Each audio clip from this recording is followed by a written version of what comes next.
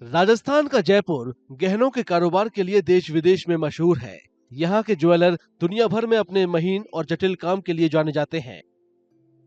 देश के आभूषण उद्योग में खास जगह रखने के नाते जयपुर के ज्वेलर केंद्रीय बजट से इस सेक्टर के लिए खासी उम्मीद कर रहे हैं।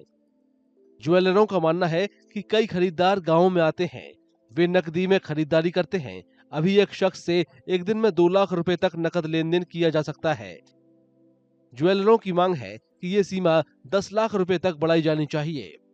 उनका कहना है कि इससे लेन देन आसान होगा और गांव से आने वाले खरीदार उत्साहित होंगे। डिमांड ये है कि सरकार से है कि सरकार ने है ना हमारे ट्रेड के ऊपर में 2 लाख तक की कैश बैंक की छूट दे रखी है। सबसे बड़ी बात है कि आज गोल्ड 2 लाख रुपए में क्या आता है। आज 30 ग्राम सोना भी 2 लाख रुपए का नहीं आता है। काफी लोग हैं जो गाँवों के लोग हैं वो अपने कैश लेके आते हैं, माल का बिल लेके जाते हैं, खरीदते हैं। घर की शादी है तो 4-5 लाख की ज्वेलरी खरीदने आ जाते हैं, 5-7 लाख की रहते हैं। उनके पास तो किसानों का पैसा है, वो कैश ही लेके आएंगे। अब वो क्या होता है, उनका वो माल खरीदते हैं और सरकार का नुकसान होता है। कई व्यापारी ऐसे जो उनको बिना बिल के माल बेच देते हैं। तो मैं समझता हूँ ज्वेलरी ट्रेड के अंदर में कम से कम 10 लाख रुपए की कैश बाइंग की छूट, कैश सेल की छूट होनी चाहिए। कुछ ज्वेलरों का मानना है कि जीएसटी और सीमा शुल्क में राहत से उनके कारोबार को बढ़ावा मिलेगा। उनका कहना है कि जीएसटी की ऊंची दर और सीमा शुल्क उनके कारोबार में भारी रुकावट है।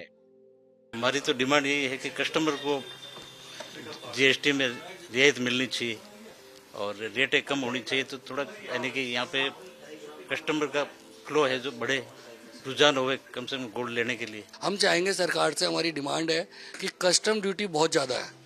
कस्टम ड्यूटी ज़्यादा होने की वजह से गोल्ड सिल्वर काफ़ी महंगा हो जाता है। तो और 3% जीएसटी है, तो टोटल करीब लगभग 18% टैक्स बैठता है गोल्ड और सिल्वर पे। और 18% टोटल टैक्स बहुत ज़्यादा होता है, स्पेशली गोल्ड सिल्वर में। इसको थोड़ा कम किया जाए। कम करने से हमारे को एक्सपोर्ट में भी राहत मिलेगी और ज्वेलरी का क्रेज भी है तो पब्लिक को भी राहत मिलेगी। केंद्र की एनडीए सरकार पहला केंद्रीय बजट पेश करने जा रही है। केंद्रीय वित्त मंत्री निर्मला सीतारामन बजट तैयार करने में जुटी हैं। जयपुर के आभूषण कारोबारी बजट से उदार नजरिए की उम्मीद कर रहे हैं।